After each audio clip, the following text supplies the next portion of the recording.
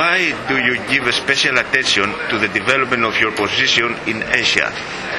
But it's not that we have started right now to be developing a strategy in Asia. We have been involved in the Asian business for the last 14-15 years. So we always thought that Asia was going to become a major market, and this is what is happening. In fact, today the locomotive of our economy, I'm talking global economy, is moved mainly by China, India, Australia and Brazil. So in all these four regions, in certain cases we have been very strong, like for example in Brazil, where we had an office for the last 25 years. But there are areas like Asia, where our previous strategy has not been very, I would say, not weak, but not so strong. And only in the last 2 years and a half, we really start to develop strategies that marry our culture, our values, and we have been able to be very successful. So we went, if you remember, we had a joint venture with IMC that unfortunately didn't work well, and when we unbundled the joint venture, we had only 20 ships in management, and now we have reached the number of 50 vessels, so we had a very large penetration in Asia. And considering what is happening in the market, considering especially a new player in the market coming from mainly China, Taiwan, Vietnam, practically Asian market, we believe that positioning in that area will be important for any manager. Very good. We are extremely happy about the support, the alignments that we have found with China Shipping Group as a strong partner. And the idea is to develop more business naturally not only in China but also in areas like in Japan and Korea, and do what we did in Europe.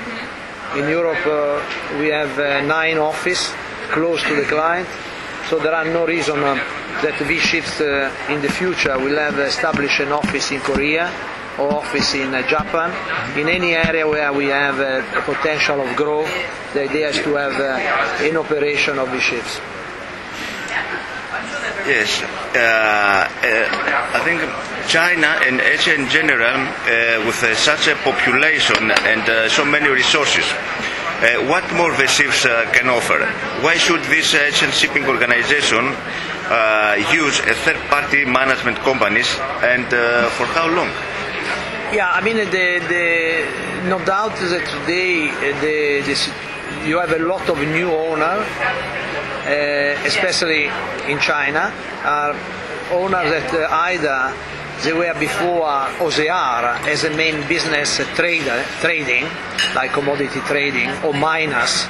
So their competence, specific competence in shipping is limited. Mm-hmm. So it's really an issue of a lot of new players that they never been a ship owner as they need this type of know-how. So definitely there is a potential to start up their operation for them, but also if you have cohesive alignment on the future strategy, there are no reason why this type of relationship could be developed for long years and be there for long years. It's not only short term, it can be very long term. Depends how trustworthy are the partner, how they are clear in their strategy, and making sure that they are always in alignment in the objectives they want to achieve. Yes. So the feeling I have today is the biggest opportunity is because you have a new player, a big number of new players in this business. I think in a certain area there is no know-how, specific know-how. Also the regulations that has impact the trading in the States. If you think about the Oil Pollution Act in 1990, then impact Europe. No doubt that today there are much more stringent rules in Europe in vis-à-vis regulation and more port authority being very strict on implementing rules and regulations. This will happen also in Asia. So I think that in the future you'll have a much more regulated industry where everybody has to step up and upgrade their system and their ways they do the business. So feeling I have is that also there is a potential to slowly to make sure that this is happening also in Asia. In certain areas it's already there, in other areas probably need an upgrading of system, procedure and operation. According to your experience here, there in China, Asia, especially in China, what is the role in shipping? What is the role of state, of the government in shipping industry there? You have to pass through that someone from the government, or you speak directly to the bank, to the shipyard, to the Chinese companies. You think the role of the government in that? No, in the past, naturally, you have a lot of companies that were government bodies. Today, you have a more private company, and it's very important that you know exactly who are your economic buyer and understand with whom you are talking. Understanding better how is this company form the decision maker, and it's a little bit more difficult due to the language for a foreigner, but this is the reason why the idea, if you enter in this market, you need also to have local people that understand the culture and understand an organigram of a Chinese company. But in comparison of the past, you have a much more private company, private individuals that become a ship owner. So it's an evolution. I think there will be still quite a number of companies, especially the large ones, that will be controlled by the state company. Yeah. So I think there are that difficulties like a language or like a culture or like a government involvement. I think that problems become lower, or there is which other problems arise in order to good cooperate and the long-term relationship with the Asian shipping industry? You think, according to your experience? The experience is only a question of, so far, communication definitely probably is the biggest challenge, in the sense that the communication by phone or by email is less of, is more of a problematic than with, say, our international client, the communication. So it's much easier to have a communication face-to-face that on the phone or by email. And the availability of people sometimes is not so easy, especially if you speak with a very large company.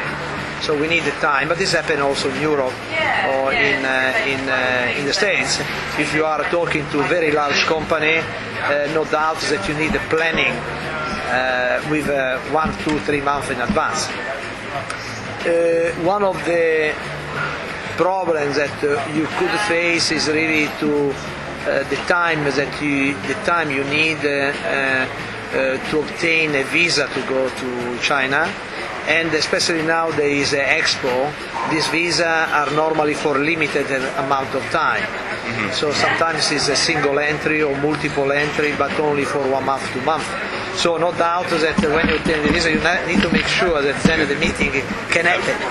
Because if not, then you other problem. So it's this is the what I see some of the not problematic, just some challenge. While it's very easy to, if you want to meet somebody, I don't know, in Paris, or you meet in the States, it's a question really to find the persons, and you can arrange in 3 days you are there. No? In China you need a lot of more planning. Interesting.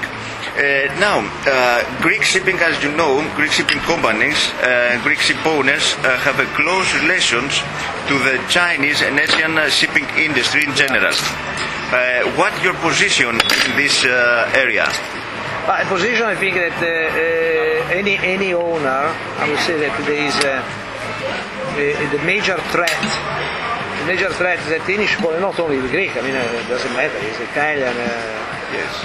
Any nation should see China has become probably one of the biggest fleet in the future. In a matter of 5 years, we are going to have a major number of big tonnage. I'm talking about a very large tonnage, probably starting from the bulk carrier, and then also the tanker, that will be controlled by China's interest.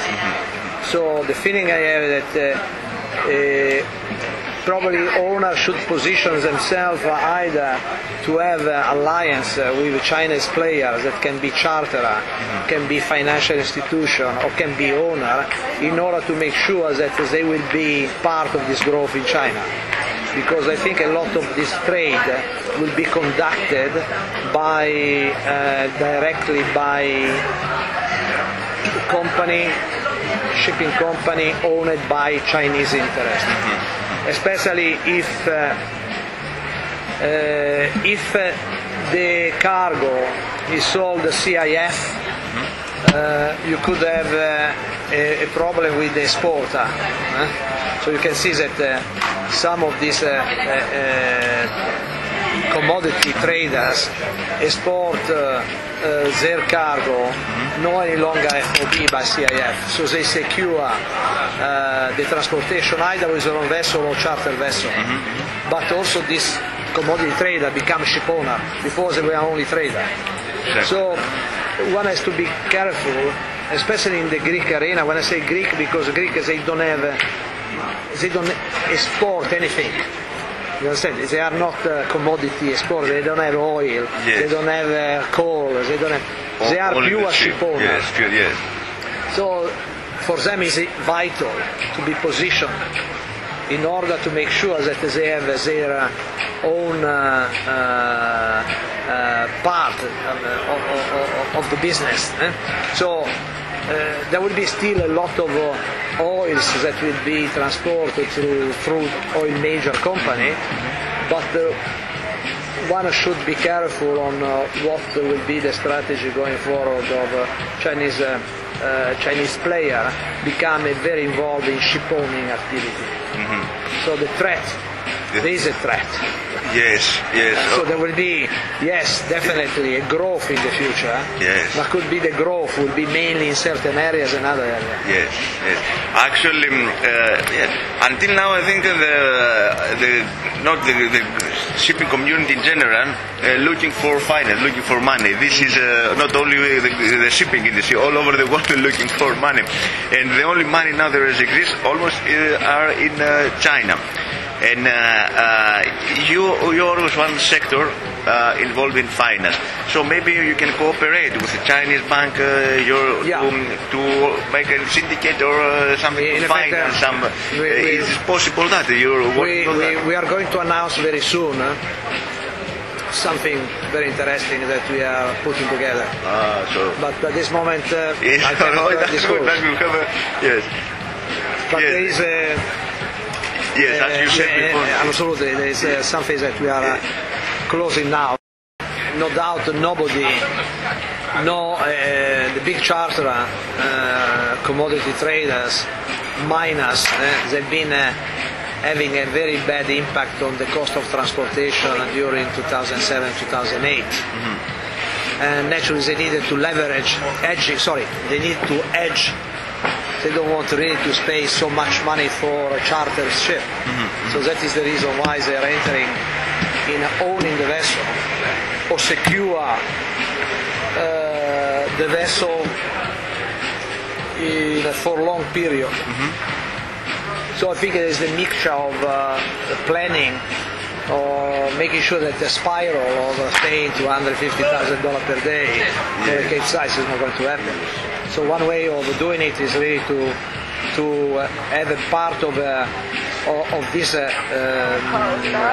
transportation covered by vessels that are owned by you. mean, it's like Singapore. Singapore before was very, I mean, it was cost effective. Today Singapore is becoming very expensive because more business, more company go to Singapore, and it's becoming then difficult to find people. So the market, labor market has gone up. If you look also in China, if in China before until 6-7 years ago you could pay superintendent $700-800, today you have to pay $5,000. So it's a matter of time. Also the expertise in our business that you are going to do it from China or from Asia will cost a lot of money in comparison of Europe or the States. Yes. So it is market driven. Same thing is happening if you go to China now. You find a lot of people with BMW, Audi, Bentleys, and okay. So I'm not so negative about going forward about Europe or the States, because what today is going away could come back. The only thing that is better for Europe or the States to try to develop more know-how in a more sophisticated, sexist business and go for business that today can be done cheaper in a different place, like in Asia. So sophisticated vessels today are run mainly by European company and American company. So, yes. It's like today the offshore market. The offshore market is in the hands of few players. We have to see what will happen after this problem with in the States, the horizon. What type of rules, new regulations that the Americans are going to impose on the drilling aspect. So we have to see what will happen. Could be that there will be much stricter rules governing this type of business. And this could impact the potential of expansion. V-Ships is one of the biggest third-party ship management in the world. So you think that the trend is for the big scheme, the big companies? What is about the acquisition and mergers? It means in order to stay alive, you have to be big. Or now it's more flexible. I think you have to be careful. Big is good, but you needed to be. I mean, the strategy that you marry was really to become very large, but then to be small local. So probably is the most expensive way of operating ships, because we are running all these ships from 15 offices. No doubt the economy would be better to have less office. But if we have less office, then we'll have a lot of vessels per office. So we try to have office that can manage no more than 100 ships. So normally each office is managed between 40 to 50 vessels. So we still maintain focus on the client business, on crew, and I don't think that you can do the same, you can have the same focus if you have one large office with 200 vessels. You understand? Yes. So I think you have to be really careful on, yes, you can become larger, but you still have to maintain a very, very close contact to your client, to your vessel. Yes. So you cannot lose focus on the client service. So maintaining some customization. I mean, it's very difficult to be only to utilize a systematic approach with your business. Systems are good, but must be also systems that can give you the flexibility of customization for each client. More efficient. Efficiency, yes, but then customization, so you meet exactly the criteria of the owner, the requirements of the owner, because each owner has their own individual, yes, specific objective or priority. Yes. Very interesting. I think that what I wanted to ask. If you want to add something, I think we can many things. Well, I mean, here the major threat, apart all the economy, the major threat is really the shortage of personnel. I think the shortage of crew is a true issue. It's not only the shortage of crew, but the fact that today we have crews that during the period 2003-2008, when there was this spiral of growth, an incredible growth and a financial nirvana. So everybody were making a lot of money. So what happened during this period, there was a lot of poaching from companies and people that were in this market. I'm talking about seafarers. The promotion, the career development has gone too fast. So you have people that today are master, captain or chief engineer, that is good people, but no with the right experience to be captain so young. So they didn't spend enough time in the role of second officer or chief officer before to become captain. So you have a lack of officers, plus you have a new generation of officers that they don't have the right experience in each role before becoming senior. So there are two issues. The third issue is that if we don't fight criminalization, we don't fight piracy, we don't improve cadet birth, if we don't improve welfare on board a ship, if we don't improve the way the young generation like to interact with their friends, I think that will be very, very difficult to attract personnel to come to this business. So what could happen is that we are going to face where we'll have this beautiful vessel with a very high technology, but will be run by people that they don't have the competence to do it. So that is an issue that has to be tackled by any stakeholder, any ship owner. You need to really promote a campaign in an area where we think the crew will come from, and then try to improve, but improve dramatically what we are doing for the seafarers. Yes. I think from the owner's side generally, they worry about the quality of seafarers. Today this is the major challenge of any human resource director of a company. So my feeling also the human resource director become probably one of the most important positions in the shipowning entity. Yes. Because it doesn't matter if you run the vessel by yourself or you do with a third party. If you have good people in your team, then you do a good operation. If you don't have the right people, then you have a bad operation. This is simple. So I think that the most part of the community, especially in Greece, they understand at this point 100%, and a lot of companies are upgrading completely their ways they do their business. When I say upgrading, they understand that they need to do much more for the human element. So training also. Yeah, absolutely. Training that is both on board a ship and the shore facility. So it's a combination. You cannot just. I think that in the future there will be much more training that is going to be conducted on board the vessel. Specific training, like all major vetting and making sure that the personnel that go on board a ship, they are fully trained on that particular vessel, on that particular task, on that particular trade and charter requirement. And there will be much more integration between a senior management on board and the shore organization. You need to have much more interaction as a team. The senior officers practically are the hands of the company ashore, and you cannot replace them. But unless you have the same priority, the same objective, or the same requirements, then there will be a disalignment, no cohesive approach. Yes. So you need to be much more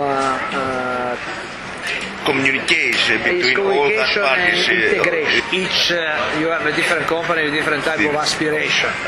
There are quite a lot of companies that understood that it's part of their culture to do much more for the very environmental issue or that particular cluster where they are working for. Okay? So it's they believe it because part of their culture and the value of the company. Others they do because they are obliged to do it, and others they do because they know that without doing it then they are not in the category of the best player. Yes. But going forward, I think that the shipping industry will become much more regulated, and I think will become like the aviation industry. So it's a matter of time that no doubt what we have discussed will be so obsolete. It will be part of what you have to do in order to be in business. Exactly. And I hope that is happening, because if it's not happening, I think there will be the shipping industry is going towards a very terrible time where regulators will put much more regulations imposed to the ship owner. So it's much better that the ship owner become, the industry become very proactive, like for example this KPI project of Key Performance Indicator is an important project that the industry is doing and is not going to be imposed by the regulators in the future, because it's going to happen. It's like the ISM. Exactly. If you think about whatever we see today is happening tomorrow, so why we don't take from the day in our hands the project? Yes, it's interesting. And another very important issue is the piracy, as you said. The only thing that the issue about piracy is a problem, is very big problem that I don't think the shipping industry can resolve. This is an issue where the United Nations has to take responsibility to resolve the issue. First, there is the big issue is Somalia, and this is probably something that will be very difficult to solve. But one of the issues that should be resolved is the uniformity of approach or how to how to judge and punish piracy attack. So piracy attack should be an act against humanity, and all the nations should have one way to go when they capture the pirates. And there is so much difference of approach from any countries. Each country has their own approach. The second point also would be good that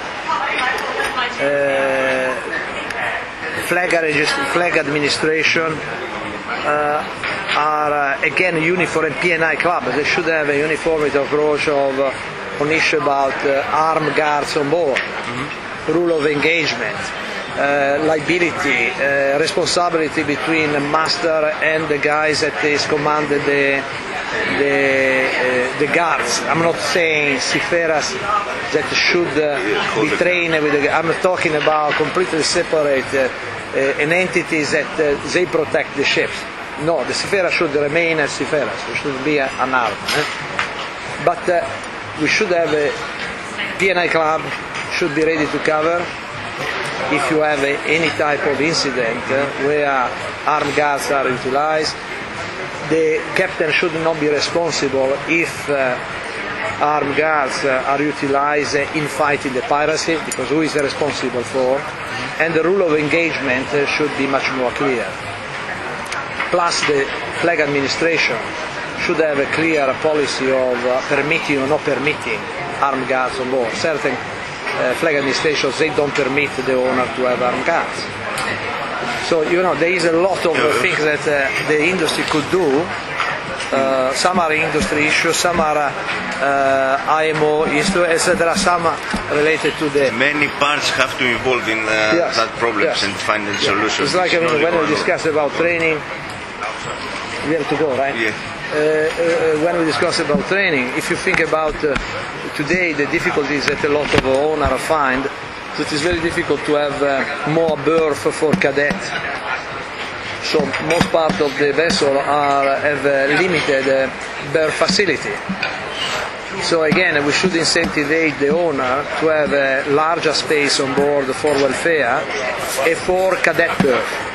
But the owner should not be penalized because he is building vessel with larger enclosed space, because normally if you have higher tonnage, then you have to pay higher fees on port charges, on various charges of the operating the ships. Yes. So they should be incentivized where if owner are building vessel with more facility like berth, they should not pay over and above. In fact, they should be incentivized to pay less. Okay. So if you incentivize the owner will create more space.